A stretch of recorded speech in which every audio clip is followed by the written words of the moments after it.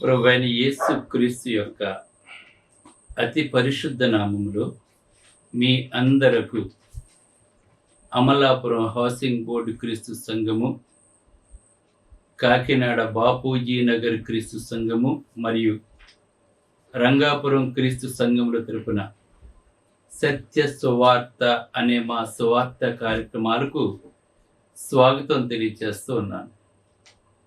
ఇవాళ ధ్యానాంశం ఏంటంటే దేవునికి భయపడుట. దేవునికి భయపడుట. ప్రార్థన చేసుకుందాం. పరిశుద్ధుడు అయిన తండ్రి, పరలోకమందున్న దేవ, నీ పరిశుద్ధ నామమునకు స్తోత్రములు స్తుతులు తెలియజేస్తున్నాను తండ్రి. ఇవాళ దేవునికి భయపడితే ఏమిటో మేము తెలుసుకోబోతుండగా నీవే నాతో ఉండి మాట్లాడి ప్రతి ఒక్కరూ దేవునికి భయం కలిగి ఉన్నట్టుకు ఈ ప్రసంగం సహాయపడేలా చేయమని వినయపూర్వకముగా యేసు క్రీస్తు యొక్క పరిశుద్ధ నామంలో ఈ ప్రార్థన చేయుచున్నాము తండ్రి. ఆమేన్. ధ్యానాంశం ఏంటంటే సామెతల గ్రంథము 9వ అధ్యాయము 10వ వచనం. యెహోవా యందు భయము కలిగి ఉండుట జ్ఞానమునకు మూలము అని ఉందండి. ఇక్కడ మొట్టమొదటిగా మనము దేవుని యందు భయభక్తులు కలిగి ఉండటం నేర్చుకోవాలి. మనం ఎందుకు దేవుని యందు భయభక్తులు కలిగి ఉండాలి అంటే, ఆయన మనల్ని సృజించిన వాడు గనక మనము పాపములతో ఉన్నప్పుడు మన పాపముల నుండి విడిపించడానికి తన ప్రియకుమారుడైన ప్రభువైన యేసు క్రీస్తును పంపించి ఆయన రక్తము ద్వారా మనకు పాప క్షమాపణ కలగజేసి మరణము నుండి మనల్ని విడుదల చేసి నిత్య జీవానికి వారసులుగా చేశాడు గనక దేవునికి భయపడటం అంటే వణికిపోవటం కాదండి. ఈ భయం అంటే ఏంటంటే పరిశుద్ధతతో కూడిన వినయము. తండ్రి, నువ్వు నన్ను సృజించావు తండ్రి, నా తల్లి గర్భమందును నిర్మించిన వాడు నీవే తండ్రి, నీవు లేకపోతే నేను లేను ప్రభువా, నీ జీవం ద్వారా నేను బ్రతుకుతున్నాను తండ్రి. ఇది పరిశుద్ధతతో కూడిన వినయం అంటే. ఈవేళ నేను మంచి ఆహారం తింటున్నానంటే అవి మా కొరకు తండ్రి, భూమి మీద తండ్రి వాటిని మాకు అనుగ్రహించావు తండ్రి. నీవిచ్చిన వెలుగులో జీవిస్తున్నాం తండ్రి, నీవిచ్చిన నీటిని మేము తాగుతున్నాం ప్రభా. నీవు లేకుండా మేము లేవు తండ్రి.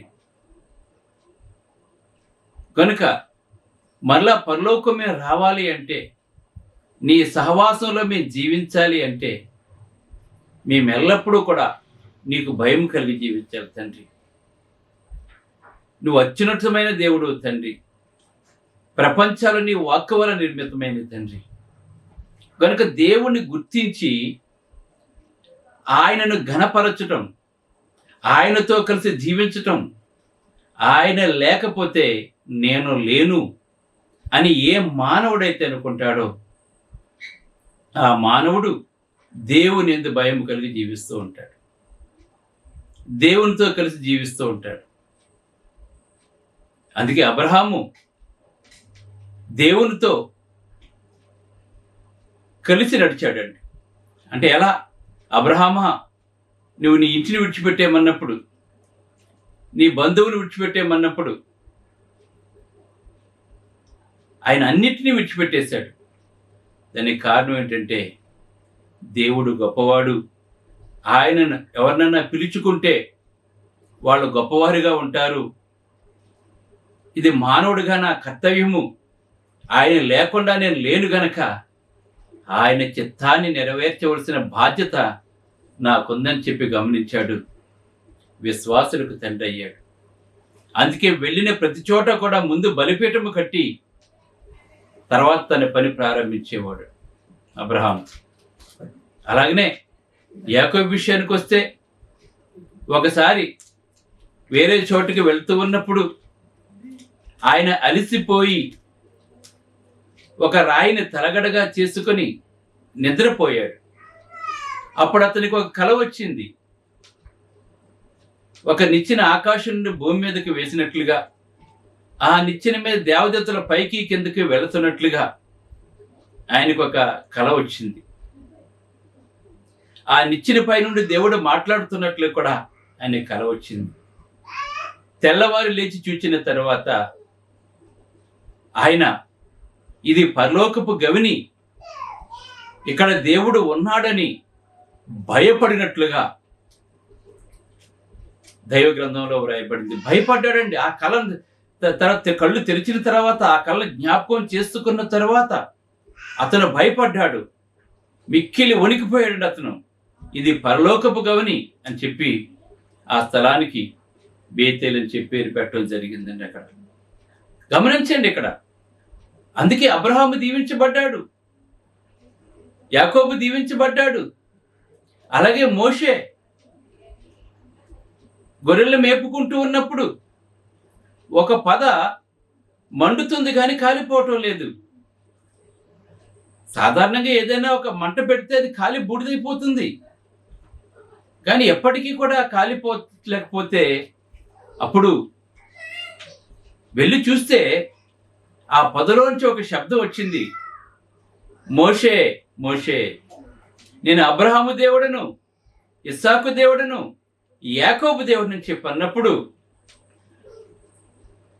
ఇది పరిశుద్ధ స్థలము, నీ చెప్పులు ఇవ్వడమని చెప్పినప్పుడు అతను భయపడినట్లుగా, మోషే దేవునికి భయపడ్డట్లుగా సాష్టాంగ నమస్కారం చేసినట్లుగా మనకి నిర్గమాకాండంలో వ్రాయబడింది.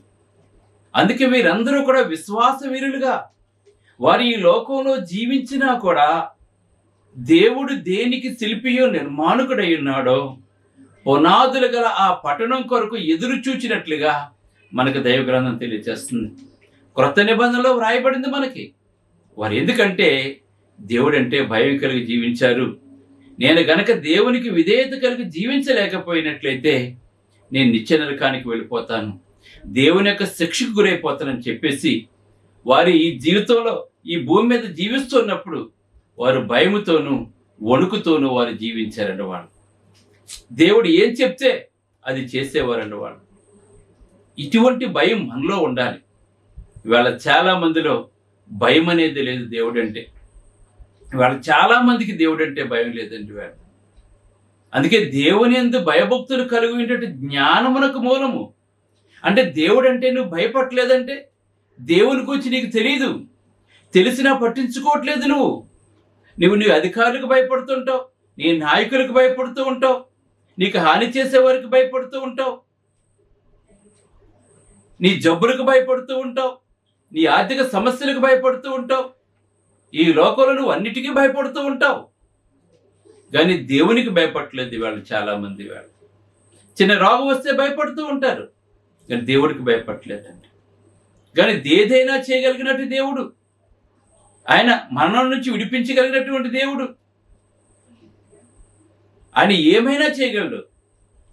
కానీ ఈవేళ నామకార్థ క్రైస్తవులుగా తయారైపోయారు. ఈవేళ దేవుడు చెప్పలేనివి చేస్తున్నారు. ఈవేళ దేవుడు భయం ఉంటే దేవుడు చెప్పలేనివి చేయరండి. నోవాహుతో చితిసారక భానుతో వాడు నిర్మించమని చెప్పినప్పుడు ఆ చితిసారక భానుతోటే కట్టాడు, దాన్ని నిర్మించాడు. ఏ కొలతలతో చెప్పాడో ఆ కొలతల ప్రకారంగానే చేశాడు. మోషేకు ప్రత్యక్షపు గుడారం విషయంలో కూడా ఏమైతే కొలతలతో చెప్పాడో, ఎలా చేయమని చెప్పాడో మోషే అలాగే చేశాడు. వారందరూ దేవునికి భయపడ్డారు కనుక దేవుడు చెప్పిన ప్రకారంగా చేశారు. కానీ ఈవేళ అనేక మంది బోధలు, దేవుడు చెప్పిన బోధలు చేయటం లేదండి. ఈవేళ కల్పనా కథలు ఎక్కువైపోయినాయి. ఈ మధ్యకాలంలో అబద్ధ బోధలు, దేవుడు చెప్పలేని బోధలు చేస్తున్నారండి. ఈవేళ నువ్వు ఒకవేళ దేవునికి కనుక భయపడినట్లయితే, నరకం ఉందని చెప్పి నువ్వు తెలుసుకున్నట్లయితే, ఆ నరకం బహు ఘోరమైందని తెలుసుకున్నట్లయితే నువ్వు దేవునికి ఎప్పుడూ భయపడతావు. దేవుడు చెప్పింది మాత్రమే నువ్వు చేస్తూ ఉంటావు. అంతకుముందు మనం చూసాం, అడాల్ఫ్ హిట్లర్ 6 లక్షల మంది యూదులను చంపేశాడు.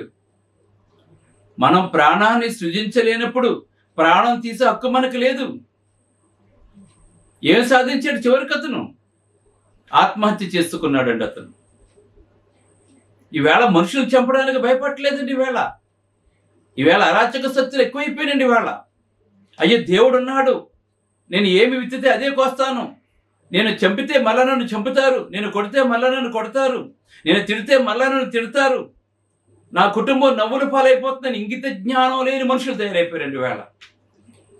పసిపిల్లలు హత్య చేస్తున్నారు, మానవ అవయవాలతో వ్యాపారం చేస్తున్నారు, నమ్మించి మోసం చేస్తున్నారు, అన్యాయంతో సంపాదిస్తున్నారు.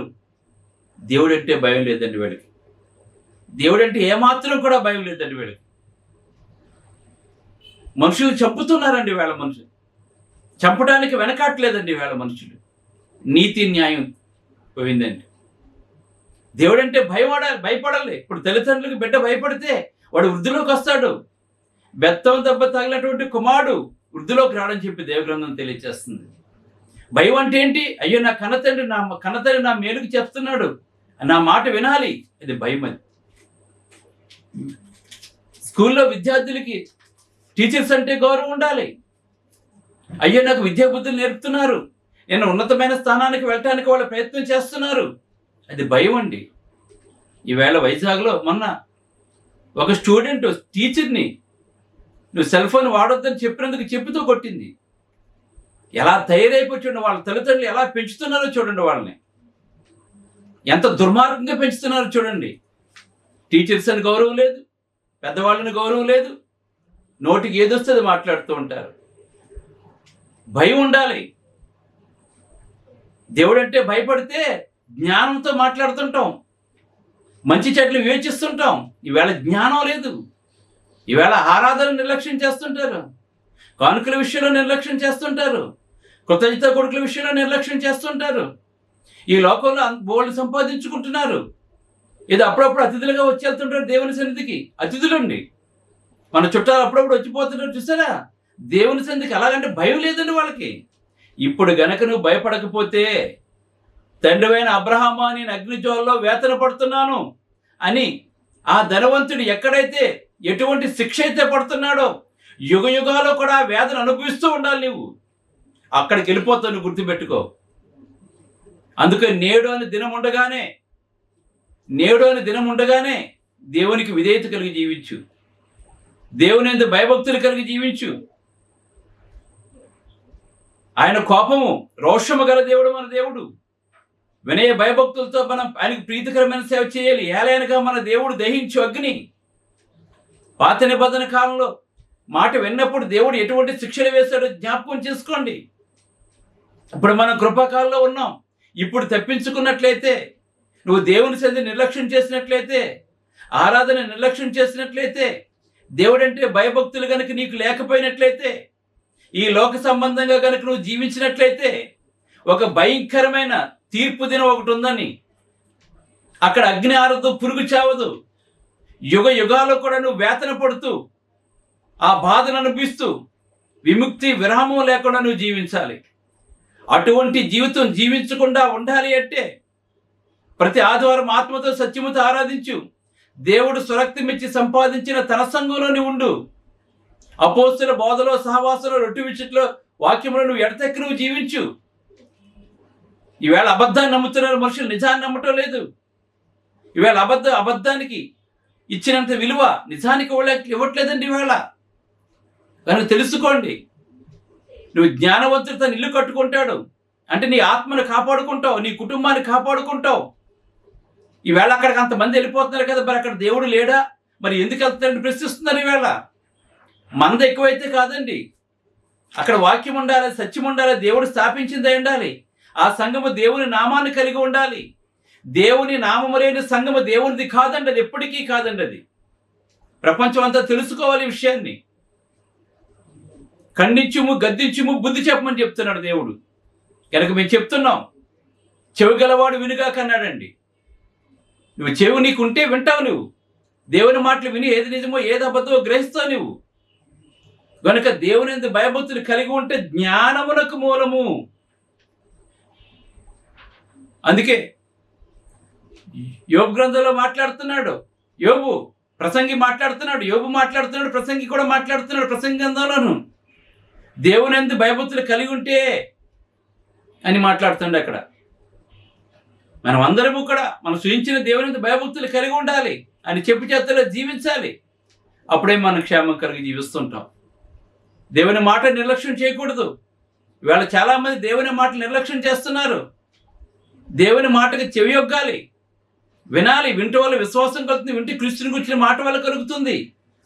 బయట వాటి వల్ల నీకు విశ్వాసం కలగదు. నీకు దయచేసి తెలుసుకుని, ఈయన మాటలు విని వీడు చెప్పులు చేయవాడు బండ మీద తను ఇల్లు కట్టుకున్న బుద్ధిమంతుని పోలి ఉంటాడని చెప్పాడు కనుక నువ్వు దేవుని మాటలు విని బుద్ధిమంతుని పోలి ఉండు. దేవుని యందు భయభక్తులు కలిగి జీవించు. విశ్వాస వీరిలో ఒకరిగా ఉండు. నిత్య జీవాన్ని చేపట్టు. ప్రార్థన చేసుకుందాం. పరిశుద్ధుడు అయిన తండ్రి, పరలోకమందున్న దేవ, నీ పరిశుద్ధ నామమునకు స్తోత్రములు తండ్రి. దేవుని యందు భయభక్తులు కలిగి ఉంటే ఎలా ఉంటుందో, భయభక్తులు లేకపోతే ఎలా ఉంటుందో ప్రభా. మరి తండ్రి, ఆ ధనవంతుడికి సిరి సంపదలు అన్నీ ఉన్నాయి, కానీ వేదనకరమైన స్థలంలో ఉన్నాడు తండ్రి. ఎందుకున్నాడు తండ్రి అతను అక్కడ? మరి ఇశ్రాయేలు ప్రభా ఎందుకు అరణ్యంలో శిక్షించబడ్డారు తండ్రి? ఎందుకు అరణ్యంలో రాలిపోయారు ప్రభా? నీ యందు భయభక్తులు లేకపోవటం వల్లే కదా. మోషే మాట వినలేకపోవటం వల్లే కదా. నువ్వు మోషేకి చెప్పావు, మోషే వాళ్ళకి చెప్పేవాడు. ఇవాళ తండ్రి సువార్తికులుగా మేము బోధిస్తున్నాం. ఇవాళ చాలా మంది తండ్రి ఈ లోకాన్ని ప్రేమిస్తున్నారు, ఈ లోకంలో ఉన్న వాటిని ప్రేమిస్తున్నారు, కానీ నిన్ను ప్రేమించడం లేదు ప్రభా. నామకార్థ క్రైస్తవులుగా ఉంటున్నారు తండ్రి. అతిథులుగా వచ్చి వెళ్ళిపోతున్నారు తండ్రి. భయభక్తులు లేకుండా జీవిస్తున్నారు తండ్రి. ఎటువంటి ప్రసంగాలు చేస్తున్నా కూడా తండ్రి, మరి తండ్రి పిల్లలను కూడా ఊదుతుంటే మరి పిల్లలు ఎలాగైతే వింటారో ప్రభా అలా ఉన్నారు తప్ప తండ్రి వారు సరిగా ఆలకించడం లేదు ప్రభా. కనుక వారందరికీ మారుమనసు దయచేసి, పాపం యొక్క శిక్ష ఎంత భయంకరమో ఆ భయంకరం కాకపోతే నీ కుమారుడు బలి ఇవ్వాల్సిన అవసరం ఏముంది ప్రభా? ఆ పాపం యొక్క శిక్ష భయంకరం కనుకే తండ్రి నీ కుమారుని లోకంలో పంపించావు గనుక ఏ ఒక్కరు పాపను గురి కాకుండా ఆధ్యాత్మికమే పాపం గనుక నీ మాటకు లోబడి జీవించి నీకు విధేయత కలిగి నీ కుమారులు ఉండేలా చేయమని యేసు క్రీస్తు నామములో ప్రార్థన చేయుచున్నాం తండ్రి. ఆమేన్. మీ అందరికి వందనములు. God bless. బ్రదర్ జార్జ్ రాజు వారా, church of Christ, housing board, Amalapuram, near KIMS medical college, Konaseema district, 523201. Mobile number 9848730355, 92933174174. Email ID georgerajuvara@gmail.com. Website www.helpingforpoor.com.